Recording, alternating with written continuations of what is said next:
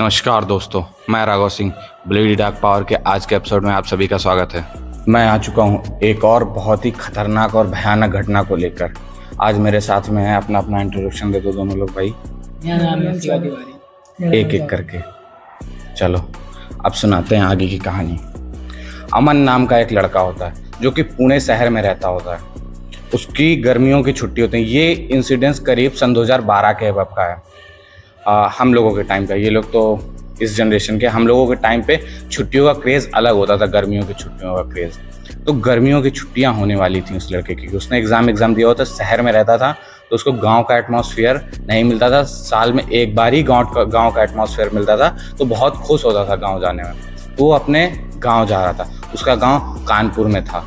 कानपुर पहले इतना डेवलप नहीं था जितना अब है, सन 2012 के वक्त। तो कानपुर में बहुत अच्छा एनवायरनमेंट रहता था, पेड़ पौधे थे, सब कुछ। तो वो लोगों की गर्मियों की छुट्टी हुई, तो अमन जो है बहुत एक्साइटेड था गांव आने में। तो जब ये लोग गांव आए, गांव आके रुके, एंजॉय हुआ, मोहल्ले के लड़के सारे मिले। 15 से 20 लड़के मोहल्ले में रहते थे। पहले गांव में बहुत अच्छा एनवायरनमेंट रहता था। सारे घर के बच्चे, सबके दूसरों के घर के बच्चे, अपने घर के बच्चे, सब लोग मिलजुल के रहते थे, बहुत अच्छे से खेलते थे सब कुछ। तो जब ये अमन गांव आया, ये लोगों ने गेम्स खेलना स्टार्ट किया। ये लोग, अमन जो है, ये जो अमन के मोहल्ले के जो बच्चे थे गांव में, ये सारे बच्चे जो है मैच बहुत खेलते थे। सारा दिन मैच खेला करते थे भाई, मतलब सुबह से शाम तक मैच। ये लोग सिर्फ दो गेम पसंद करते थे, मैच और hide and seek. Hide and seek मतलब छुपा छुपाई, बहुत पसंद करते थे ये दो गेम। तो ऐसे ही करके ये सारे जितने बच्चे, 14-15 बच्चे थे, 15 बच्चे थे टोटल है। तो सब मैच खेला करते थे। एक दिन ऐसे ही खेलते खेलते अमन जो है, अमन और सारे बच्चे, पास में ही उन्हीं के मोहल्ले के थोड़े दूसरे मोहल्ले पे एक पुरानी हवेली थी। तो ये लोग खेलते खेलते वहीं पर पहुंच गए। तो इन लोगों ने देखा कि ये हवेली है। तो अमन ने पूछा, क्योंकि वो बाहर से आया था, तो अमन ने पूछा कि ये इतना बड़ी हवेली किसकी है। तो गांव के बच्चों को क्या पता, ज़्यादा चीज़ें नहीं पता थी गांव के बच्चों को। तो उन लोगों ने बोल दिया कि भाई मुझे तो पता नहीं है, काफ़ी टाइम से खाली पड़ी, कोई रहता नहीं है यहाँ पे। तो उस टाइम पे तो अमन के भी दिमाग से उतर गया, निकल गया कि हाँ होगा जो भी होगा भाई, क्या ही मतलब है, छोड़ो, फॉरगेट इट। तो उसने भी छोड़ दिया, कोई बात नहीं। अब 3-4 दिन हो गए, हाइड एंड सीक फिर खेल रहे थे ये लोग, छुपन छुपाई। हाइड एंड सीक हम लोगों के टाइम की पूछो, मैं बताता हूँ एक इंसिडेंस अपने साथ हुआ। मैं अपने मामा के यहाँ गया हुआ था। अब ये हुआ कि चलो गेम खेलते हैं, ये रियल इंसिडेंस है हमारी लाइफ का। तो ये हुआ कि चलो हाइड एंड सीक खेलते हैं, तो सब लोग खेलने लगे। खेलते खेलते प्लान, भाई ये होता था कि ये इतना एरिया है, यहाँ पे छुपेंगे ऐसे ऐसे करके। तो उसमें हमारा घर भी आ जाता था उस एरिया में, उस जोन में। तो मैंने क्या किया, खेल रहा था मैं इन लोगों के साथ में, खेलते खेलते मैं चुपचाप से अपने घर चला गया। घर से प्लान बन गया कि हम लोग घूमने बाहर जा रहे हैं। और हम 3-4 दिन के लिए हम लोग घूमने चले गए। जब 3-4 दिन के बाद मैं वापस आया तो नितेश पूछता है, भाई तू उस दिन से आज मिला है आज? तो मतलब ऐसा गेम का क्रेज होता था कि हम लोगों को याद भी रहता था कि गेम खेल रहे हैं हम लोग इतना लंबा। उस समय लोगों के पास फोन थे नहीं, तो हम लोगों को एक दूसरे दोस्त मिल जाए ना, सब कुछ मिल जाता था। आज के टाइम तो फोन से बात हो गई, चैटिंग हो गई, फोन ऑन होते नहीं थे, जब आमने सामने मिलो तभी होता था। तो ऐसे ही करके ये लोग भी गेम खेल रहे थे, हाइड एंड सीक खेल रहे थे। अब खेलते खेलते इन लोगों के जो क्राइटेरिया, एरिया जो इन लोगों ने डिसाइड किया हुआ था लड़कों ने, कि हम लोग इतने एरिया तक छुपेंगे। और इन लोगों ने एक चीज और अलग की हुई थी। क्या की हुई थी अलग? कि टाइम, कि आधे घंटे से ज्यादा कोई छुपेगा नहीं। आधे घंटे अगर छुप लिया तो वो जीत गया, जो नहीं पकड़ पाए जिसको, तो वो जीत गया। तो इन लोगों का फिक्स हो गया, ठीक है। अब क्या हुआ, गेम स्टार्ट हुआ। एक लड़का गया खंबे के पास में, अपना मुंह ऐसे छुपा के, फेस छुपा के काउंटिंग करने लगा। काउंटिंग कर रहा था, सब बच्चे अपने अपने जगह पे छुप रहे थे। अमन के दिमाग में क्या आया कि यार जब इस हवेली में कोई रहता नहीं है, तो क्यों ना अपन इसी में छुपे, सबसे बेस्ट होगा। भाई कोई रहता है नहीं, मुझे कोई ढूंढने आएगा नहीं जल्दी, और मैं जीत जाऊंगा, क्या दिक्कत है, इसी में चल के छुपते हैं आराम से, मस्त एकदम, कोई बात नहीं। अमन ने क्या किया, अमन गया। अब वहाँ का दरवाजा बहुत पुराना था, काफ़ी टाइम से बंद हुआ पड़ा था। तो अमन ने क्या किया, धक्का मार के जैसे तैसे खोला, अंदर गया। अंदर बहुत सारे रूम्स थे वहाँ पे, इतने सारे रूम्स की काउंटिंग नहीं की जा सकती उस हवेली में। ये जाके एक रूम खोल के उसके कबर्ड के पीछे जाके छुप गया। अब ये छुपा रहा, बहुत देर छुपा रहा, करीब हो गए होंगे 25 मिनट के बाद। तब अमन ने सोचा कि यार अब निकलते हैं, इतना टाइम हो गया, बहुत देर हो गई, और अब तो कौन सा ही मुझे कोई वो कर पाएगा, ढूंढ पाएगा, हो गया, अब चलो निकलते हैं, मैं जीत गया। तो जैसे ही अमन निकलता है तो क्या देखता है कि सामने एक और रूम है। उस रूम पे एक खटिया पड़ी हुई है। उस खटिया पे एक दादाजी बैठे हुए हैं, जो कि वाइट कलर की धोती और वाइट कलर का ऊपर कुर्ता पहने हुए हैं। टिपिकल ऑथेंटिक, बिल्कुल जैसे नहीं कानपुर के लोग एकदम पहनते हैं गांव धोती, कांच लगा के धोती पहले पहनते थे, अब नहीं पहनते लोग, उस तरीके से। और इसको देखकर दादाजी क्या बोल रहे हैं, पहले तो इसको बहुत घूर के देख रहे हैं।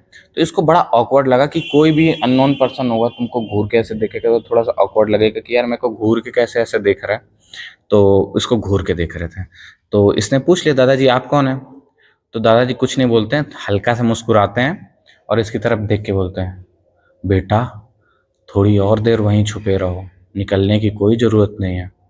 तो वो एकदम डर जाता है, अमन डर जाता है, कहता है ये मेरे से ऐसे क्यों बोल रहे हैं? तुम ही लोग हो, हैं, अननोन जगह जाओ, कोई तुमसे ऐसे बोले तो थोड़ा सा ऑकवर्ड नहीं लगे कि ये क्या बोल रहे हैं, इस तरीके का क्या करने का है? तो वो बोलते नहीं दादाजी, मैं गेम, हम लोगों का गेम पूरा हो गया, मैं जीत गया हूँ, अब मुझे छुपने की ज़रूरत नहीं है। तो दादाजी बोलते हैं, बेटा मैं तो इतने सालों से छुपा हुआ हूँ, मैंने तो कभी गेम अपना ख़त्म नहीं किया, मेरा गेम तो हमेशा चलता रहता है, तुम भी मेरे साथ गेम चालू रखो।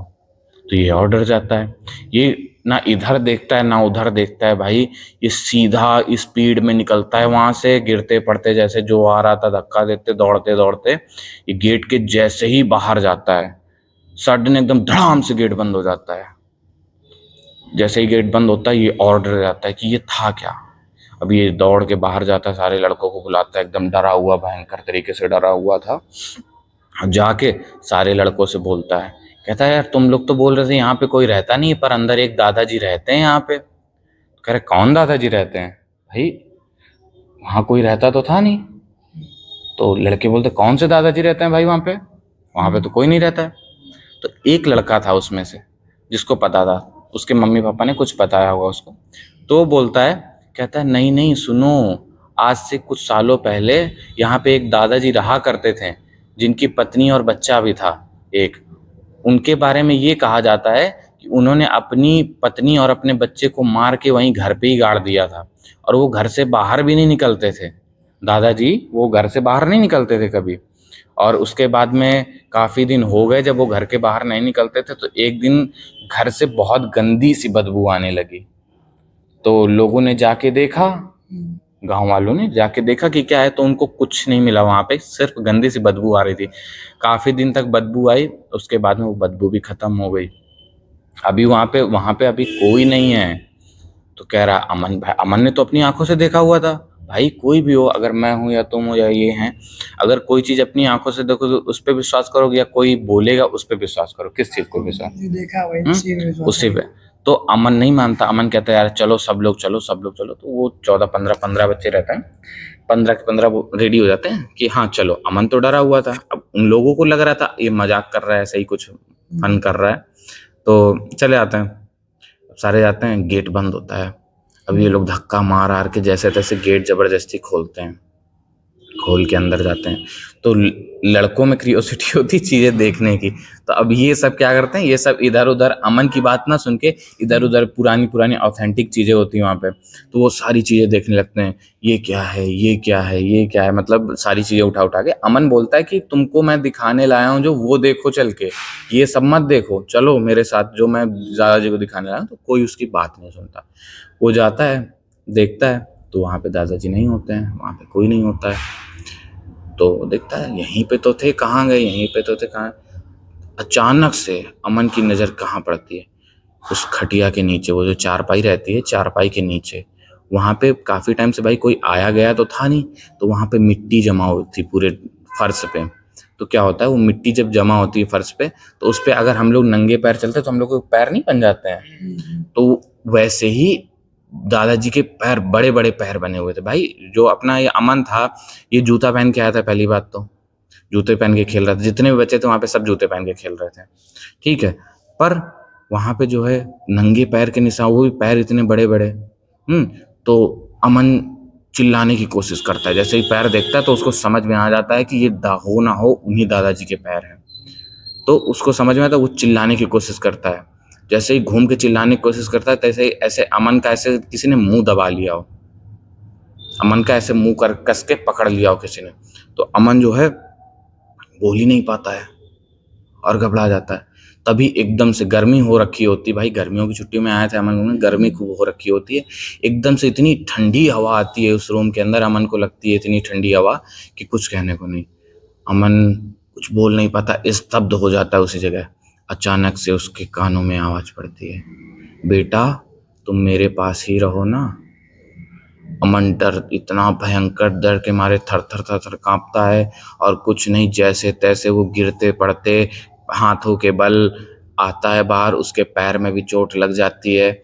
जैसे तैसे वो आता है, उसके बाद में आके लड़कों से बोलता है, जो लड़के रहते हैं हवेली में, उनसे बोलता है भागो यहाँ से। बहुत तेज चिल्लाते हुए भागते हैं सब बच्चे। उस अमन की हालत देख के इतनी बुरी, सब बच्चे वहां से भागते हैं इतनी बुरी तरीके से, कुछ कहने को नहीं। सब बाहर आते हैं। बाहर आके वो बच्चे अमन के घर वालों को बुलाया जाता है। अमन के घर वाले उसको ले जाते हैं, हॉस्पिटल में एडमिट कराते हैं। उसकी काफ़ी दिक्कत हो गई थी। उसको कम से कम नहीं तो 1 महीने तक फीवर आया। तबीयत उसकी ख़राब रही, बड़ी मुश्किल से उसकी तबीयत सही हुई। उसको ताबीज़ आबीज़ बनवाया गया। वो दिन है और आज का दिन है। आज भी उस हवेली के पास कोई नहीं जाता। आज भी उस हवेली के पास कोई नहीं जाता। गांव के बच्चों से बोल दिया गया कि वहाँ पे कभी कोई नहीं जाएगा और वो हवेली हॉन्टेड है, ऐसा करके जो है सब लोग यही जानते हैं। वो हवेली आज भी कानपुर में कहाँ पे है ये मुझे पता है, पर मैं वीडियो में नहीं बताऊंगा। तो अब मैं यहीं से वीडियो अपना ख़त्म करता हूँ। आप लोगों को अच्छा लगा तो लाइक कमेंट शेयर करिए। Thanks for watching.